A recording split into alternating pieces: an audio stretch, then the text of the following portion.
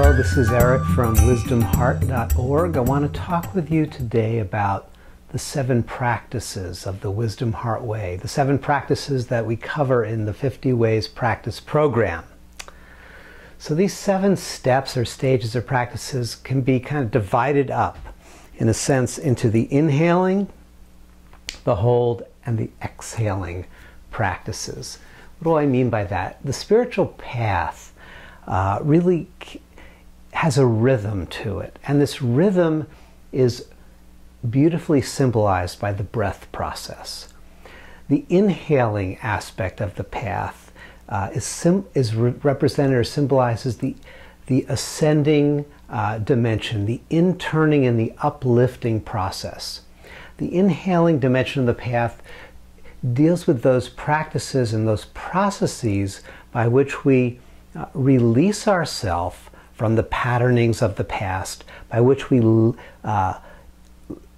untangle our mind and body, by which we heal and lift up to a place of pure balance and being. So the inhaling is this inturning, this uplifting, and this ascending and releasing process. There's a pause at the top of the inhale, a beautiful pause where we bathe in pure being, where we enter, in a sense, into the valley of the unobstructed mind, and without boundaries, without conditions, we simply experience the nature of existence in its unconditioned glory. But that's not the end of the path. Then there's the exhaling breath. The exhaling breath symbolizes the descending movement of the path, wherein we re-embody, we re-infuse the blessings of being into every level of the mind and body, and where we release into life and step fully into our life with greater creativity, greater awareness, greater wisdom, and greater joy. So inhaling is the ascending and, in a sense, the detaching from all conditioning to move into the unconditioned, and then the exhaling, the descending back down into the body, into the life, into the conditions, but now bringing with us the blessing of pure presence. So these 7 practices follow this inhaling and exhaling kind of process. The first 3 practices are, in a sense, the inhaling practices, the ascending and the untangling processes that bring us to the throne of being itself. And then there's the 4th, which is just being itself. And then the other 3 practices are about infusing that blessing into all the dimensions of our daily life and living that revelation in every breath. So let me go over these practices for you in a little more detail. I think in this talk, hopefully we'll have time to cover the first 4 practices, and then in the next talk, we'll cover the next 4. Yeah, so there's 7 practices, and in this talk we'll cover 4, and in the next talk we'll cover 4 as well. So I'm sure you can do the math. So the first practice is the practice of observing habitual patterns, because the practice and the path begins exactly where you are, and where you are and where I am is, to some degree, enmeshed in habitual patterns. I'm sure you've noticed. But now what we're going to do is we're going to take up this first practice, this observing of habitual patterns, by cultivating, by strengthening, and by residing in the witness awareness. We're going to be cultivating this dimension of the wisdom heart consciousness. There's a particular dimension, it's the witnessing awareness. It's quite different to observe habitual patterns in this way than it is to think about them, worry about them, ruminate on them, even to analyze or to judge and assess them. All of these kinds of processes are really activities of the mind which continue to stir up the mud. They continue to activate and associate and complexify, if that's an English word, the activities of the mind. Sometimes I certainly love thinking about stuff. I love analyzing things. I love assessing also. The mind loves all this. And it can give us interesting perspectives and fascinating insights, even in a sense realizations. But again, thinking, assessing, and judging is different from observing, because thinking, assessing, and judging continues to activate the mind, to generate thought and therefore emotion and therefore activity, thus more karma or more experiences of discovering how habitual patterns activate events in our life. When we observe, this is quite different. Observation, in the way that you practice it in the first step of the Wisdom Heart Way, observation is a process that settles and stills the mind. Observation is a process whereby the mud settles and the waters of consciousness become relatively clarified. This first step on the path is absolutely essential, observing habitual patterns, because it is through this strengthening of the witness consciousness, through the strengthening of witness awareness, that's the foundation upon which all of the other steps and stages build. Really, it's a thread that runs through every step and stage. In a way, the pathway, the entire pathway of the Wisdom Heart is predicated on this quality of loving awareness that's infused with detachment and non-identification. This capacity to touch and to feel completely without being identified. This is what you cultivate in the first practice, observing habitual patterns. Now, as this practice strengthens, then you move quite organically to the next stage in the next practice. And that's an important point, which is that each of these steps and stages is organically connected to the next one. It's not some kind of sort of template that you impose on experience. It's really the natural way that experience unfolds, much like the inhaling, the pause, and the exhaling. That's the organic rhythm of life, and each of the steps on this, and each of these 7 practices really organically unfolds from the next. So what is the next practice?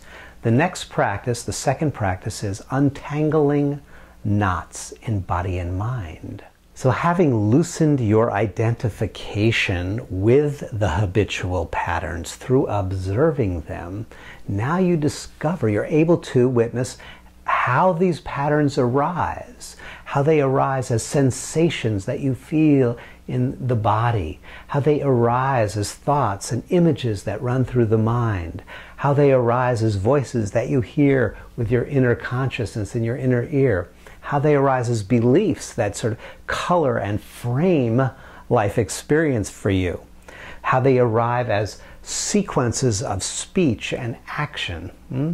You know, all of these patterns that people who know you well can easily identify and predict, just as you can easily identify and predict habitual patterns in others. Through this observing, you begin to become more intimate with the patterns, intimate without being engulfed in them, intimate without being overwhelmed, intimate without being identified, so that you can experience the way that they arise. And what you see, what you feel, what you discover is the ways that these patterns, in a sense, have a life of their own. This is the whole notion of karma.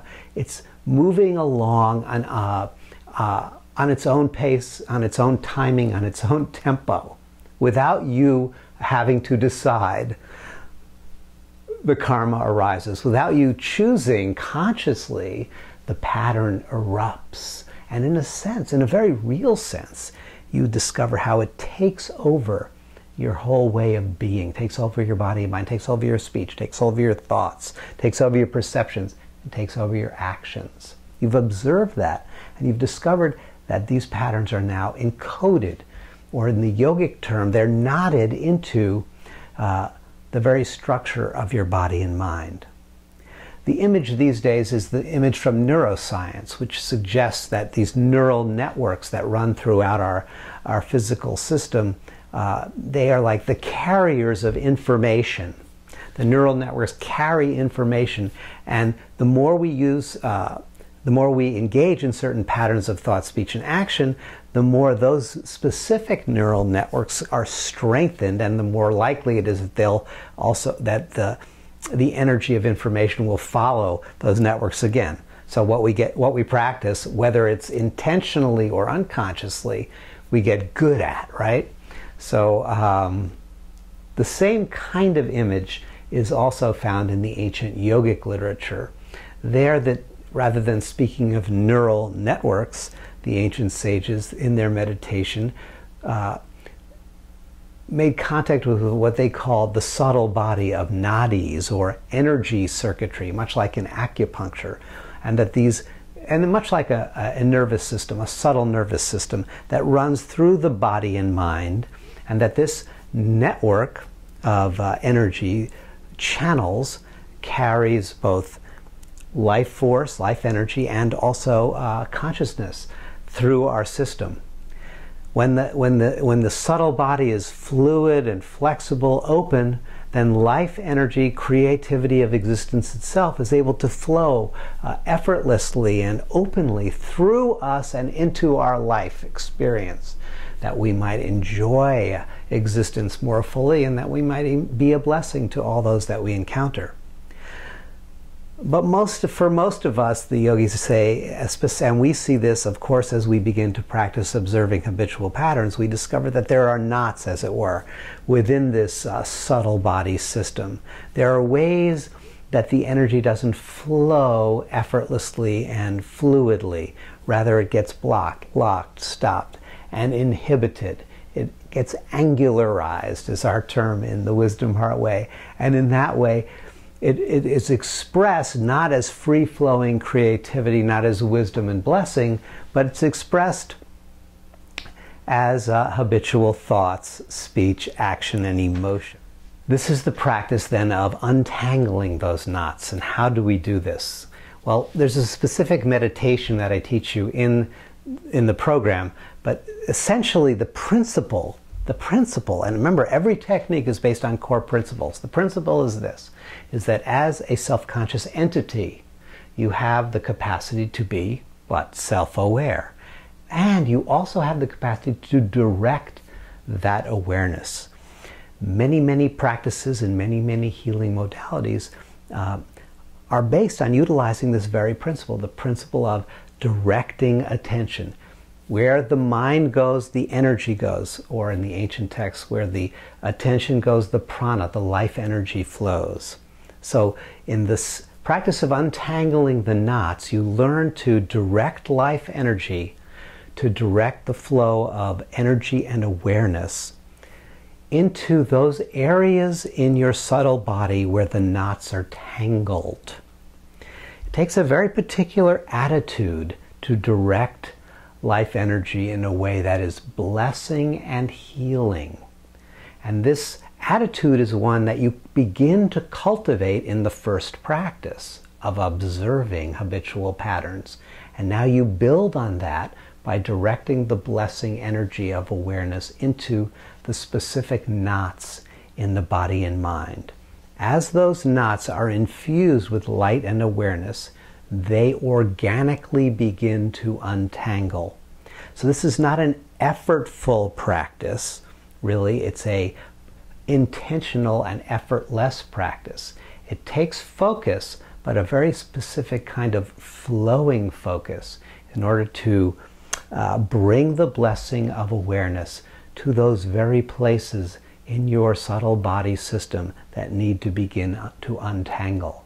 And what occurs as they untangle is that energy begins to flow through the mind and through the body in ways that are pleasurable, blissful, uplifting, creative, and enlivening for you and, side note, for the people in your life. As these knots untangle, there's this sense of deep and powerful release, of profound letting go that allows you to open more completely. And as you open more completely, you move to the third practice in the Wisdom Heart way. The third practice is the practice of healing reactive emotions. This is the next, again, organic step in the process from Practice 1, observing habitual patterns. Practice 2, untangling knots in body and mind. As the knots untangle, the deeper layers of the psyche are revealed. And what's revealed is these reactive emotions. These, you could call them deep wounds, or these hidden shadow aspects of the psyche. The places of vulnerability, tenderness deep within us that have been protected by the knots. The knots have served a purpose. They've kept these very vulnerable and ancient parts of ourself safe. They've kept these parts protected. And that was appropriate at some point in your past.